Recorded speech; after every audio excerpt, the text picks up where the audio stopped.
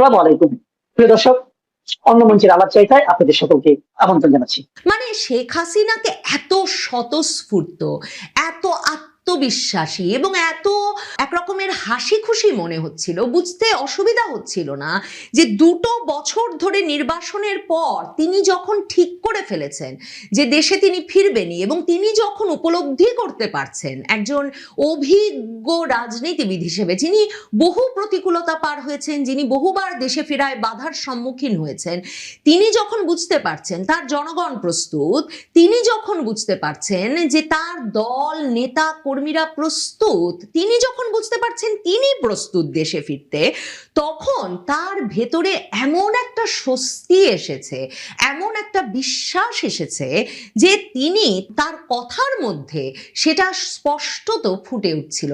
শেখ হাসিনা দিল্লির সংবাদ সম্মেলনে উপস্থিত হয়েছেন, প্রথম প্রকাশ্য উপস্থিতি হিসেবে ভারতের সংবাদ মাধ্যম যখন এটা ব্যাপকভাবে প্রচার করছিল, বিশেষভাবে শেখ হাসিনার স্বদেশ প্রত্যাবর্তন, শেখ হাসিনাজ হোম কামিং, এই শিরোনাম দিয়ে যখন দিল্লিতে নিযুক্ত বিদেশি সংবাদদাতারা, মানে বিদেশি বিভিন্ন সংবাদ মাধ্যমের সংবাদদাতাদের ক্লাব এই অনুষ্ঠানটি আয়োজন করেছিল, তখন থেকেই ভারতীয় সংবাদ মাধ্যমে এ খবর ছড়িয়ে পড়েছিল যে এই অনুষ্ঠানেই 2024-এর 5ই আগস্ট ক্ষমতাচ্যুত হওয়ার পর শেখ হাসিনা প্রথমবারের মতো প্রকাশ্য উপস্থিতিতে আসছেন।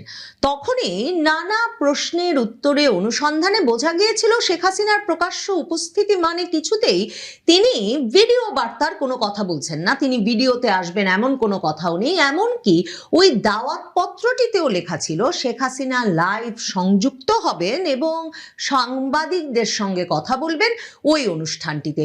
এই অনুষ্ঠানটিকে সাংবাদিক সম্মেলন, সংবাদ সম্মেলন হিসেবে অভিহিত করছিল ভারতীয় মিডিয়া। কেন, সেটাও খুব পরিষ্কারভাবে দিল্লির সংবাদ সম্মেলনটির শুরু হওয়ার পর যখন পৃথিবী জুড়ে বিভিন্ন সংবাদ মাধ্যম এই সংবাদ সম্মেলনটি লাইভ করা শুরু করলো, তখন পরিষ্কার হয়ে গেল। মার্ক টালি অডিটোরিয়ামে অনুষ্ঠিত ওই সংবাদ সম্মেলনটিতে তখন তিল ধারণের জায়গা নাই। আন্তর্জাতিক সংবাদ মাধ্যমের দিল্লিতে নিযুক্ত বিদেশি প্রতিনিধিরা যেমন সেই সম্মেলনে উপস্থিত শেখ হাসিনার বক্তব্য শুনতে, শেখ হাসিনার প্রশ্নের উত্তর দিতে, তেমনি ভারতের শীর্ষস্থানীয় সংবাদ মাধ্যমের সাংবাদিকেরাও খুব স্বাভাবিকভাবে ওই অনুষ্ঠানে উপস্থিত ছিলেন শেখ হাসিনাকে প্রশ্ন করতে।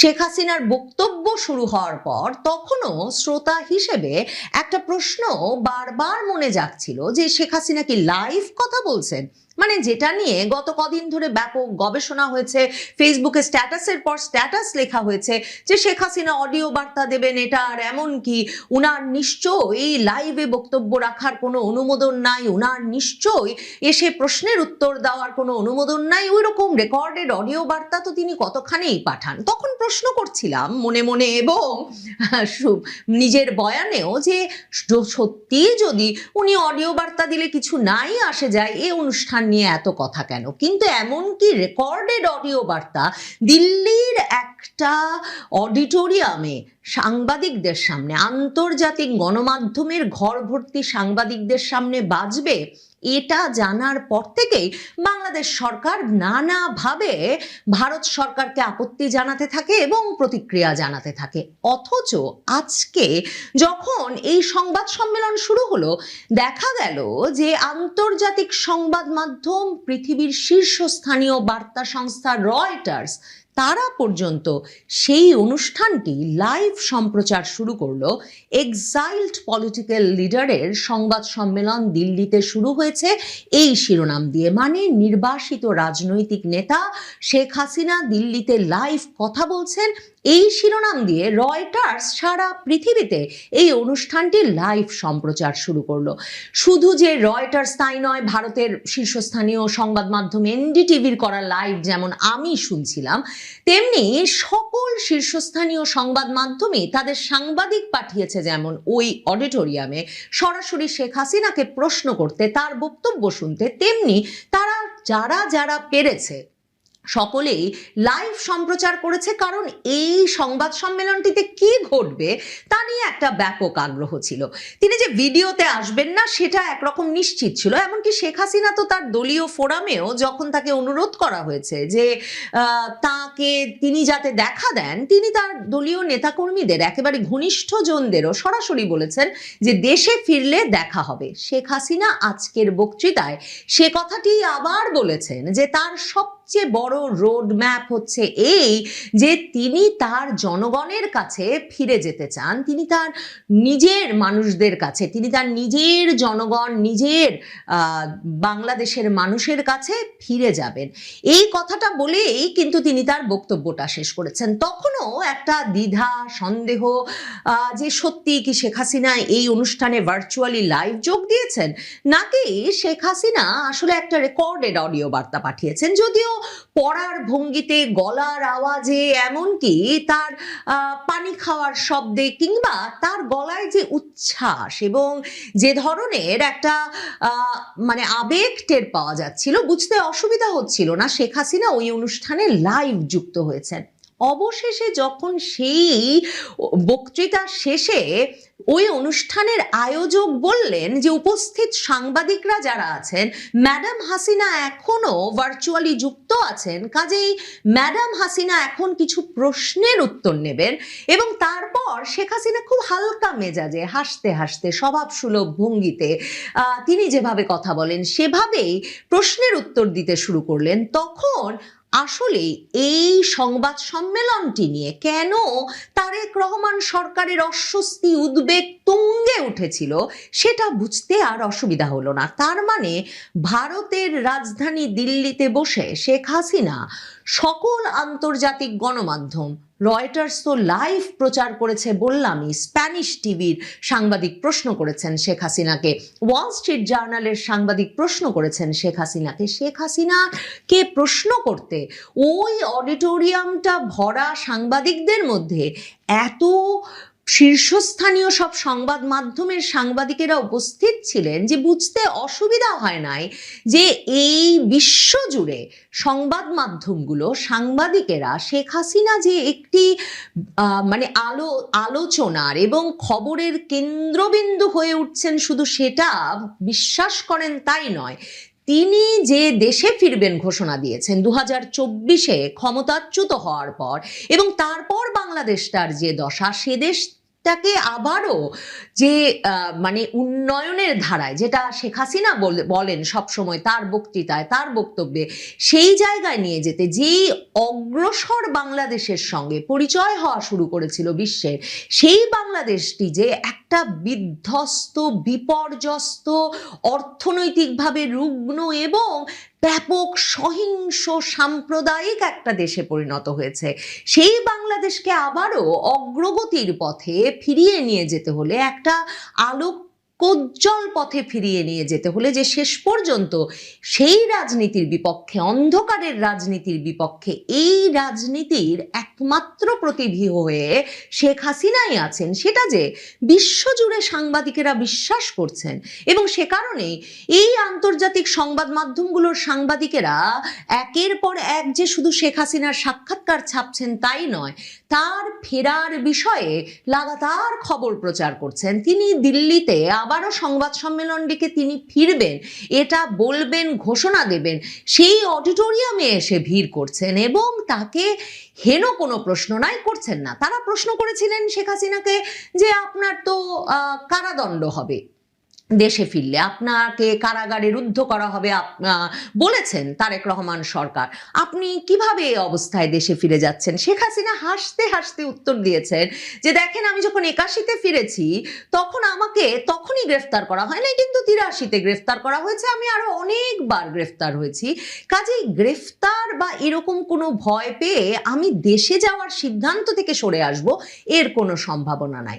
শেখ হাসিনার বিষয়ে এমন যানবাহন জানবার আগ্রহ এই সাংবাদিকদের। তারা প্রশ্ন করেছেন যে নিজামুদ্দিন আউলিয়ার দরগায় আপনি গিয়েছিলেন 81-তে ভারতে নির্বাসন শেষে দেশে ফিরে যাওয়ার সময়। এই নিজামুদ্দিন আউলিয়ার দরগার সঙ্গে বা বঙ্গবন্ধু শেখ মুজিবুর রহমান মানে আপনার পিতারও একটা গভীর সম্পর্ক ছিল। এবারও কি আপনি নিজামুদ্দিন আউলিয়ার দরগায় যাবেন? শেখ হাসিনা তখন বলছেন যে নিজামুদ্দিন আউলিয়া সহ এই মহান পুরুষদের যে মাজার, যে জায়গাগুলো আছে সেখানে আমরা আমাদের ঐতিহ্য এবং সংস্কৃতি অনুযায়ী নিয়মিত যাই, কাজেই সেটা যে কোনো সময়ই যেতে পারি এবং হয়তো যাব, কিন্তু মূল কথা হচ্ছে আমি দেশে ফিরবই। মানে ওই যে একদল বলে আসছেন, ভারতীয় সাংবাদিকেরাই কিন্তু বলে আসছেন যে ভারতের সংবাদ মাধ্যমের সাংবাদিকেরা তো বটেই, আন্তর্জাতিক সংবাদ মাধ্যমের সাংবাদিকেরা মুখিয়ে আছেন শেখ হাসিনা যখন দিল্লি থেকে ঢাকা রওনা হবেন তখন তার সঙ্গে অন্তত 200 সাংবাদিক উপস্থিত হবেন। আজকের সংবাদ সম্মেলনটা কিন্তু একেবারে সরাসরি প্রমাণ যে শেখ হাসিনার সঙ্গে একটা অডিটোরিয়াম ভর্তি সাংবাদিকের দল, আন্তর্জাতিক বিশ্বের সাংবাদিকের দল, তার সঙ্গে তিনি যদি দেশে যাওয়ার আগে নিজামুদ্দিন আউলিয়ার দরগায় যান সেখানে গিয়ে উপস্থিত হবেন। তিনি যদি দেশে যাওয়ার পথে বাধাগ্রস্ত হন এয়ারপোর্টে, তিনি যদি বাধাগ্রস্ত হন সীমান্তে, তারা তার সঙ্গে থাকবেন। শেখ হাসিনা সাংবাদিকদের কথাও বলেছেন যে আপনিও তো আমার সঙ্গে আছেন। এই যে প্রশ্ন করছেন কারা তার সঙ্গে আছেন, শেখ হাসিনা বলেছেন আপনিও নিশ্চয়ই আমার সঙ্গে থাকবেন। কাজেই আমি জনগণের শক্তিতে, সকলের শক্তিতেই আমি বলিয়ান হয়ে দেশে ফিরতে চাই। শেখ হাসিনাকে প্রশ্ন করা হয়েছিল ভারত সরকারের সঙ্গে কি তার যোগাযোগ হচ্ছে, ভারত সরকার কি বলছেন। শেখ হাসিনা বলেছেন যে তার সঙ্গে তারেক রহমান সরকার কিংবা ভারত সরকার কারোরই কোনো যোগাযোগ এই বিষয়ে, এই সিদ্ধান্তের বিষয়ে হয় না। এই সিদ্ধান্তটা তার নিজের। এবং শেখ হাসিনা সংবাদ সম্মেলনের শুরুতেই বলেছেন বেশিরভাগ উত্তর দেবেন পুত্র সজীব ওয়াজেদ জয়, যিনি নিজেও ভার্চুয়ালি যুক্ত ছিলেন।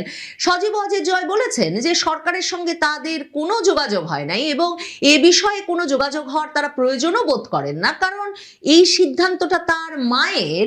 এবং এর পরেও শেখ হাসিনা এটা খোলাসা করে বলেছেন, বারবার বলেছেন যে দেশে ফেরার সিদ্ধান্তটা তার নিজের। এবং তিনি যখন বলেছেন ডিসেম্বরে তিনি দেশে ফিরবেন, তিনি ডিসেম্বরেই দেশে ফিরবেন, ডিসেম্বরের মধ্যেই তিনি দেশে ফিরবেন বটে। মানে আজকে সাংবাদিকদের অনেকের প্রত্যাশা ছিল, ভারতের সংবাদ মাধ্যম বলেছিল যে কি প্ল্যান সেটা জানতে চাইবেন, কি রোড ম্যাপ, কিভাবে শেখ হাসিনা ফিরবেন সেটা নিশ্চয়ই তিনি প্রকাশ করবেন, কবে সুনির্দিষ্টভাবে ফিরবেন হয়তো সেটা প্রকাশ করবেন। শেখ হাসিনা সেগুলো কিছু করেন নাই, কারণ আসলে কি রাজনীতিতে এসব কৌশল এমন করে বলে ফেলা যায়। তবে শেখ হাসিনা বলেছেন যেদিন আমি তারিখ ঠিক করব আপনারা জানবেন। তিনি বলেছেন আপনারা সকলেই জানবেন যখন তার দেশে ফেরার সেই সময়টা হবে, যেমন করে তারা এতদিন ধরে শেখ হাসিনা কি কি করতে চেয়েছেন, কখন কি সিদ্ধান্ত নিয়েছেন তা জেনেছেন। সত্যি বিস্ময়কর 2024-এর 5ই আগস্ট যেই শেখ হাসিনাকে ক্ষমতাচ্যুত করা হলো এবং যেই শেখ হাসিনাকে দেশে থাকার কোনো উপায় রাখা হলো না, তাকে রীতিমতো সামরিক বিমানে করে ভারতে রেখে আসা হলো। এবং অনেক বিশ্লেষক বললেন যে 100 বছরেও শেখ হাসিনা, আওয়ামী লীগ কেউ বাংলাদেশে ফিরতে পারবে না।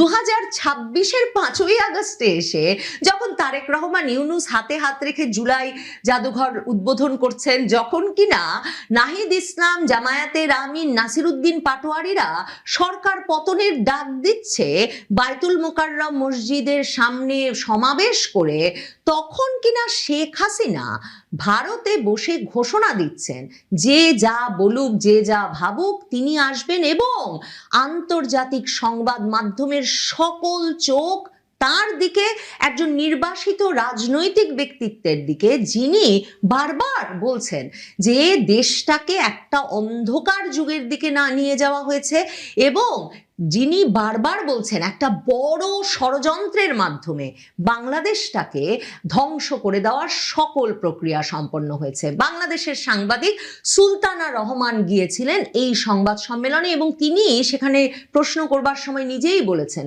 যে তিনি একমাত্র বাংলাদেশি সাংবাদিক যিনি ওখানে উপস্থিত হয়েছেন এবং এই সাংবাদিকের প্রশ্নটা ছিল যে শেখ হাসিনা সুনির্দিষ্টভাবে কবে ফিরবেন বলে ঠিক করেছেন। তখন সজীব ওয়াজেদ জয়কে যেহেতু আগেই তার মা দায়িত্ব দিয়ে দিয়েছিলেন প্রশ্নের উত্তর দিতে, তখন তিনি প্রশ্নের উত্তর হিসেবে বলা শুরু করেন যে এই যে কবে ফিরবেন সুনির্দিষ্টভাবে তারিখ বলবার উপায় বা মানে তারিখ বলতে পারেন, সুনির্দিষ্টভাবে এই তারিখটা বলতে পারেন একমাত্র তার মা শেখ হাসিনা। শেখ হাসিনা তখন ওই তখনও তিনি ভার্চুয়ালি যুক্ত আছেন এবং তিনি তার স্বভাবসুলভ ভঙ্গিতে ঢুকে পড়ে ওই আলোচনার মধ্যে বলেন আমি এটার উত্তর দিতে পারি। মানে শেখ হাসিনাকে এত স্বতঃস্ফূর্ত, এত আত্মবিশ্বাসী এবং এত একরকমের হাসি খুশি মনে হচ্ছিল, বুঝতে অসুবিধা হচ্ছিল না যে 2 বছর ধরে নির্বাসনের পর তিনি যখন ঠিক করে ফেলেছেন যে দেশে তিনি ফিরবেনই এবং তিনি যখন উপলব্ধি করতে পারছেন একজন অভিজ্ঞ রাজনীতিবিদ হিসেবে যিনি বহু প্রতিকূলতা পার হয়েছেন, যিনি বহুবার দেশে ফেরায় বাধার সম্মুখীন হয়েছেন, তিনি যখন বুঝতে পারছেন তার জনগণ প্রস্তুত, তিনি যখন বুঝতে পারছেন যে তার দল নেতা কর্মীরা প্রস্তুত, তিনি যখন বুঝতে পারছেন তিনি প্রস্তুত দেশে ফিরতে, তখন তার ভেতরে এমন একটা স্বস্তি এসেছে, এমন একটা বিশ্বাস এসেছে যে তিনি তার কথার মধ্যে সেটা স্পষ্টত ফুটে উঠছিল। এই যে ঘর ভর্তি সাংবাদিকেরা, সারা পৃথিবীর সাংবাদিকেরা, তারা দিল্লিতে যখন বারবার ম্যাডাম হাসিনা কবে ফিরবেন এই প্রশ্নটিই করছিলেন, তখন বুঝতে বাকি ছিল না আসলে শুধু বাংলাদেশের মানুষ সম্ভবত নয়, 2026-এর 5ই আগস্টে এসে এই সংবাদ সম্মেলনটি প্রমাণ করেছে শেখ হাসিনা কবে ফিরবেন সারা পৃথিবীতেই তার দিকে সংবাদ মাধ্যমগুলোর চোখ আছে। কাজেই তাকে ফিরতে কারা বাধা দেন এবং কোন রাজনৈতিক পরিস্থিতিতে শেখ হাসিনা আর আওয়ামী লীগকে রাজনীতিতে ফিরতে দেওয়া হয় না, সেদিকেও সারা পৃথিবীর নজর আছে বইকি। সব জল্পনা কল্পনার অবসান ঘটিয়ে শেখ হাসিনার প্রথম ভার্চুয়াল প্রেস মিটের পর পরিস্থিতি উত্তপ্ত হয়ে উঠেছে। বাংলাদেশ সরকার পররাষ্ট্র মন্ত্রণালয় এক বিজ্ঞপ্তিতে শেখ হাসিনাকে সংবাদ সম্মেলনের অনুমতি দেয় ভারত সরকারের উপর দোষারোপ করেছে। আবার ওই প্রেস মিটে অংশ নেওয়ার পর বাংলাদেশের মাগুরা জাতীয় দলের ক্রিকেটার সাকিব আল হাসানের বাড়িতে আগুন দেওয়া হয়েছে। আওয়ামী লীগের গাজীপুরের সাবেক এক সংসদ সদস্যকে গ্রেপ্তার করেছে ডিবি পুলিশ। তবে 2 বছর পর প্রথমবারের মতো দিল্লিতে ভার্চুয়াল লাইভ অনুষ্ঠানের সুযোগ পেয়ে সাংবাদিকদের মধ্যে শেখ হাসিনাকে প্রশ্ন করার হিড়িক পড়ে গিয়েছিল। আবার ভারতীয় সংবাদ মাধ্যমের পাশাপাশি রয়টার্সের মতো আন্তর্জাতিক সংবাদ মাধ্যমও এই অনুষ্ঠান এবং শেখ হাসিনার বক্তব্য সম্প্রচার করেছিল। সেখানে বিশ্বব্যাপী শেখ হাসিনার বক্তব্য ব্যাপকভাবে প্রচারিত হয়, যে কারণে বাংলাদেশে দেশটির সরকার স্থানীয় গণমাধ্যমের উপর নিষেধাজ্ঞা দেওয়ার বিষয়টি বিফলে গেল।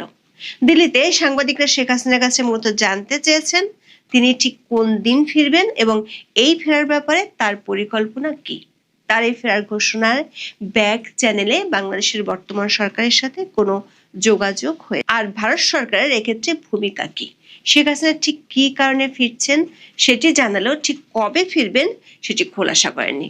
বাংলাদেশের সাবেক প্রধানমন্ত্রী বলেছেন তিনি ডিসেম্বরে ফিরে যেতে চান নিজের দেশে, জানালেন সময় এলে দিন ক্ষণ বলে দিবেন। তিনি দাবি করেছেন রিকনসিলিয়েশন বা জাতীয় ঐক্য প্রতিষ্ঠা করা দরকার বলে তিনি ফিরবেন। তিনি আওয়ামী লীগের কার্যক্রমের উপর নিষেধাজ্ঞা তুলে নেওয়া সহ বেশ কয়েকটি দাবিও তুলে ধরেছেন।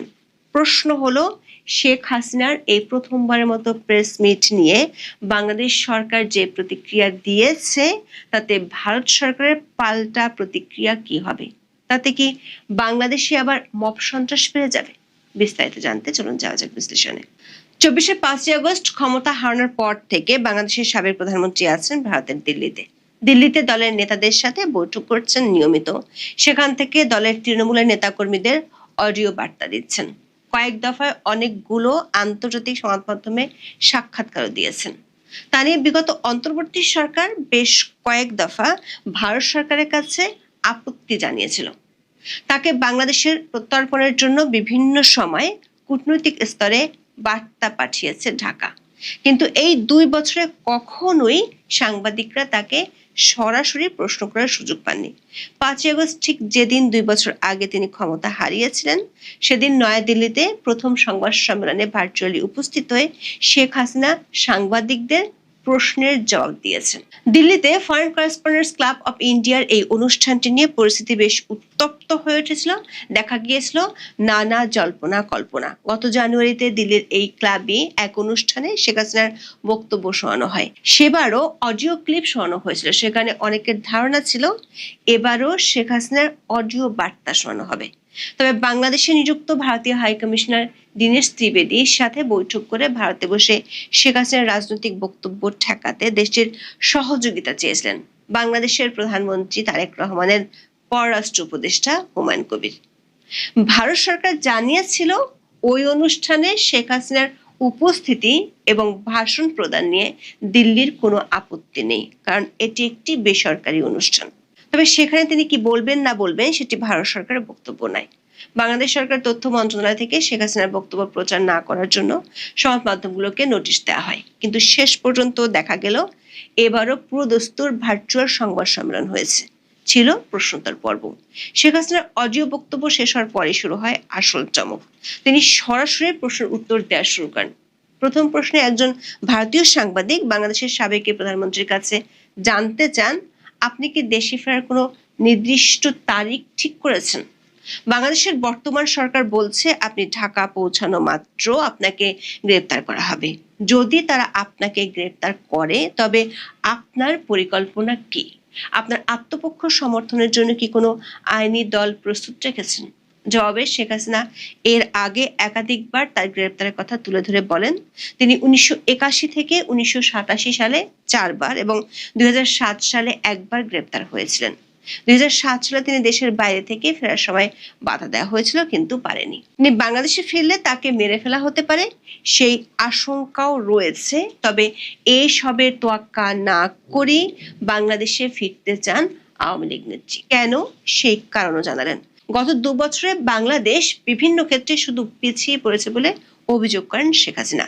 জানালেন নিজের দেশকে এই প্রতিকূল পরিস্থিতি থেকে উদ্ধারের জন্যই বাংলাদেশে ফিরতে চান তিনি। শেখ হাসিনার দাবি, ক্ষমতায় ফেরার উদ্দেশ্য নিয়ে তিনি বাংলাদেশে ফিরছেন না, তার লক্ষ্য নিজের দেশকে সঠিক পথে ফেরানো। শেখ হাসিনা দাবি করেন আপনাদের মতো বন্ধু এবং জনগণের সমর্থনই তার কাছে বড় শক্তি। এরপর শেখ হাসিনার ছেলে সজীব ওয়াজেদ জয় 3টি প্রশ্নের উত্তর দেন। পরে আবারও শেখ হাসিনা সাংবাদিকদের প্রশ্নের উত্তর দেন। শেখ হাসিনার কাছে সাংবাদিকরা জানতে চান তার ফেরার পরিকল্পনা নিয়ে। এক সাংবাদিক প্রশ্ন রাখেন, সারা বিশ্বের মানুষ জানতে চায় আপনি কবে ফিরছেন? আপনি ডিসেম্বরে ফেরার কথা বলেছেন, আপনার মূল পরিকল্পনাটা কি? উত্তরে শেখ হাসিনা বলেন তিনি ঘোষণা করেছেন তিনি বাংলাদেশে যাচ্ছেন। ডিসেম্বর বাংলাদেশের বিজয় মাস, তাই তিনি এই মাসেই ফিরে যেতে চান। তিনি বলেন যখন সময় আসবে তখন তিনি তারিখ ও সময় অবশ্যই বলবেন। শেখ হাসিনা দাবি করেন বাংলাদেশে এখন এক গভীর সংকট চলছে, দেশের অর্থনীতি ধ্বংস হয়ে গেছে, মানুষের কোনো সাংবিধানিক অধিকার নেই, কেউ কথা বলতে পারছে না, দেশের মানুষ অনেক কষ্ট সহ্য করছে এবং তিনি এটা মেনে নিতে পারছেন না। বাংলাদেশে এখন একটি জাতীয় ঐক্য বা রিকনসিলিয়েশন দরকার এবং সাংবিধানিক ধারা পুনরুদ্ধার করা প্রয়োজন। তিনি গণতন্ত্র ও ধর্মনিরপেক্ষতায় বিশ্বাসী এবং সেই হারানো গর্ব ফিরিয়ে আনার জন্যই তিনি ফিরতে চান বলে সাংবাদিকদের জানান। দর্শক, এই প্রথমবারের মতো শেখ হাসিনা বাংলাদেশে রিকনসিলিয়েশন দরকার এমন মত দিয়েছেন। বাংলাদেশের সাবেক প্রধানমন্ত্রীর কাছে আরেকটি প্রশ্ন ছিল তার ফেরার ব্যাপারে ব্যাক চ্যানেলে বাংলাদেশ সরকারের সাথে কোনো আলোচনা হয়েছে কিনা এবং এ ব্যাপারে বাংলাদেশ সরকারের ভূমিকা কি। শেখ হাসিনার কাছে সাংবাদিকরা প্রশ্ন রাখেন ফেরার আগে সরকারের সাথে কোনো গোপন আলোচনা বা কোনো তৃতীয় পক্ষের মধ্যস্থতা চায় কিনা। বাংলাদেশের বর্তমান সরকার তার বক্তব্যের উপর নিষেধাজ্ঞা জারি করেছে। এমত অবস্থায় তিনি মানুষের সাথে কিভাবে যোগাযোগ করবেন? জবাবে শেখ হাসিনা এবং তার ছেলে সজীব ওয়াজেদ জয় বলেছেন তার ফেরার ব্যাপারে কারোর সাথে কোনো যোগাযোগ হয়নি। আর ভারত সরকারের ভূমিকা সম্পর্কে শেখ হাসিনা বলেছেন ভারত বাংলাদেশের একটি বন্ধু দেশ। 1971, 1975 বা বর্তমানের যে কোনো দুর্যোগকালীন পরিস্থিতিতে ভারত সবসময় বাংলাদেশের পাশে দাঁড়িয়েছে এবং আশ্রয় দিয়েছে। তবে তার ফেরার বিষয়টি সরকারের উপর নির্ভর করে না, তিনি তার দেশের মানুষের জন্য ফিরছেন। শেষ দিকে একজন সাংবাদিক প্রশ্ন করেন, আপনি বলেছেন আপনি যদি ফিরে যেতে সক্ষম হন তবে আপনি কারাগারের মুখোমুখি হতে রাজি আছেন, কিন্তু বাংলাদেশ সরকার যদি আপনাকে ঢুকতে না দেয় তাহলে কি করবেন? এই প্রশ্নের জবাবে শেখ হাসিনা বলেছেন তিনি ঠিক করেছেন তিনি দেশে ফিরে যাবেন। কখন যাবেন সেই দিনক্ষণ সময় আসলে জানাবেন, আর সরকার কি পদক্ষেপ নেবে সেটা তাদের ব্যাপার। তার ফিরে যাওয়া নিয়ে ভারত ও বাংলাদেশ সরকারের মধ্যকার কোনো আলোচনা হয়েছে কিনা সে প্রসঙ্গে শেখ হাসিনা বলেন, সরকার থেকে সরকারের যোগাযোগ ভিন্ন বিষয়। তিনি দাবি করেন তিনি যখন ভারতে যান তখন জানতেন না ভারতে যাচ্ছেন। তিনি ডিসেম্বরে নিজ দেশের মানুষের কাছে ফিরে যাবেন। সংবাদ সম্মেলনে একজন সাংবাদিক জুলাই আন্দোলনে সংঘটিত হত্যাকাণ্ডে ক্ষমা চাওয়া কিংবা অনুতপ্ত হওয়া নিয়েও প্রশ্ন রেখেছেন। এই প্রশ্নটির উত্তর দেন শেখ হাসিনার ছেলে সজীব ওয়াজেদ জয়। জয় দাবি করেন, একদিকে জুলাইয়ে পুলিশ ও আওয়ামী লীগের নেতাদের হত্যাকাণ্ডগুলোকে ইন্ডেমনিটি দেওয়া হয়েছে, আর একদিকে বলা হচ্ছে আওয়ামী লীগকে ক্ষমা চাইতে হবে। জয় প্রশ্ন রাখেন, আপনি হত্যার একটি সেট বৈধতা দিবেন, অন্য সেটের জন্য কাউকে ক্ষমা চাইতে হবে, এটা কতটুকু নৈতিক ও আইনসম্মত?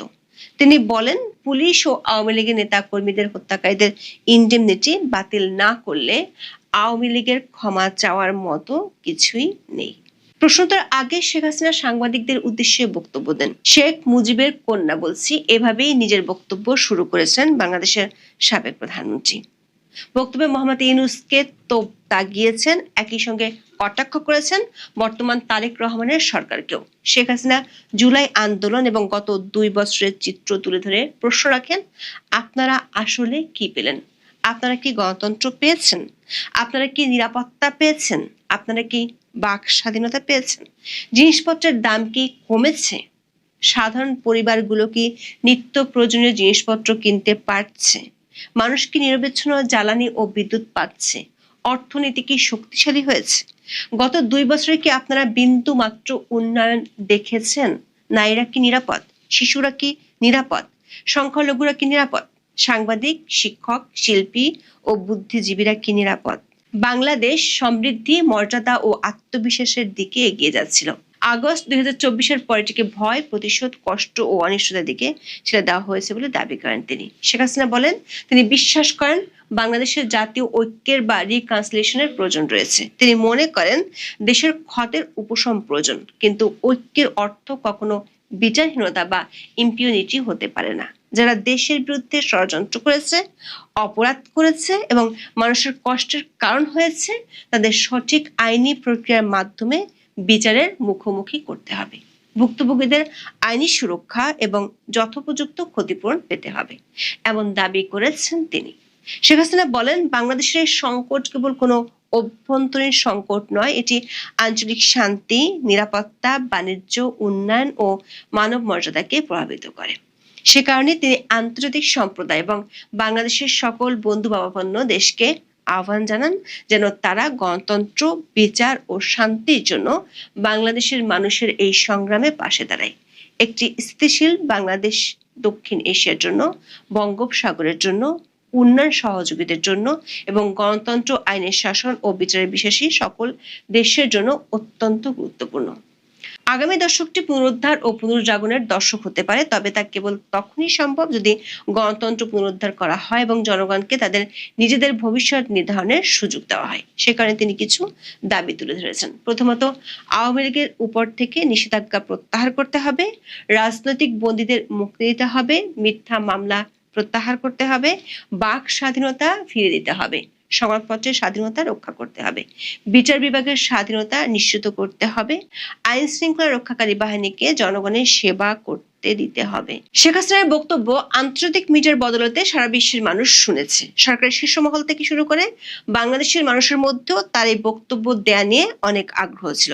এদিকে শেখ হাসিনার এই প্রেস মিটের পর প্রতিক্রিয়া জানিয়েছে বাংলাদেশের পররাষ্ট্র মন্ত্রণালয়। মন্ত্রণালয়ের বিজ্ঞপ্তিতে বলা হয়েছে, নয়াদিল্লিতে শেখ হাসিনাকে সরাসরি কথা বলার সুযোগ দেওয়ায় বাংলাদেশ তীব্র ক্ষোভ প্রকাশ করছে, সেখানে তিনি ও তার সহযোগীরা বাংলাদেশ রাষ্ট্র ও জনগণের বিরুদ্ধে বিষোদ্গার করেছেন বলে অভিযোগ করা হয় বাংলাদেশ সরকারের পক্ষ থেকে। বিজ্ঞপ্তিতে বলা হয়, দ্বিপাক্ষিক সম্পর্ক পুনর্গঠনের ক্ষেত্রে এই ঘটনার সম্ভাব্য প্রভাব নিয়ে ভারত সরকারের কাছে আগেই উদ্বেগ জানানো সত্ত্বেও এই প্রকাশ্য অনুষ্ঠানটি আয়োজনের অনুমতি দেওয়ায় ঢাকা গভীর দুঃখ প্রকাশ করছে। বাংলাদেশ সরকার বলছে, যেদিন বাংলাদেশের জনগণ জুলাই বিপ্লবের দ্বিতীয় বার্ষিকী পালন করছে, সেদিন ভারতীয় ভূখণ্ডে শেখ হাসিনার এই কথোপকথন বাংলাদেশের সার্বভৌমত্বের প্রতি অবমাননা এবং জুলাই বিপ্লবের শহীদদের প্রতি চরম অপমান হিসেবে গণ্য হচ্ছে। পররাষ্ট্র মন্ত্রণালয়ের এই বিজ্ঞপ্তিতে বলা হয়েছে, যে কোনো অজুহাতে শেখ হাসিনাকে গণমাধ্যমের সাথে প্রকাশ্যে কথা বলার সুযোগ দেওয়াটা দেশটির জনগণের আবেগে গভীর আঘাত আনে এবং বাংলাদেশ ও ভারতের মধ্যে সৌহার্দ্যপূর্ণ দ্বিপাক্ষিক সম্পর্ক উন্নয়নের পথে অন্তরায় হয়ে দাঁড়ায়। আবার শেখ হাসিনার এই প্রেস মিটের পরপরই বাংলাদেশের মাগুরায় জাতীয় ক্রিকেট দলের সাবেক অধিনায়ক ও কার্যক্রম নিষিদ্ধ আওয়ামী লীগের সাবেক সংসদ সদস্য সাকিব আল হাসানের মাগুরার বাড়িতে হামলা ও ভাঙচুর হয়েছে। বুধবার রাত 9টার দিকে মাগুরা শহরের কেশব মোড় এলাকায় সাকিবের পৈতৃক বাড়িতে এই হামলার ঘটনা ঘটে বলে সদর থানার ওসি আব্দুল্লাল মামুন জানান।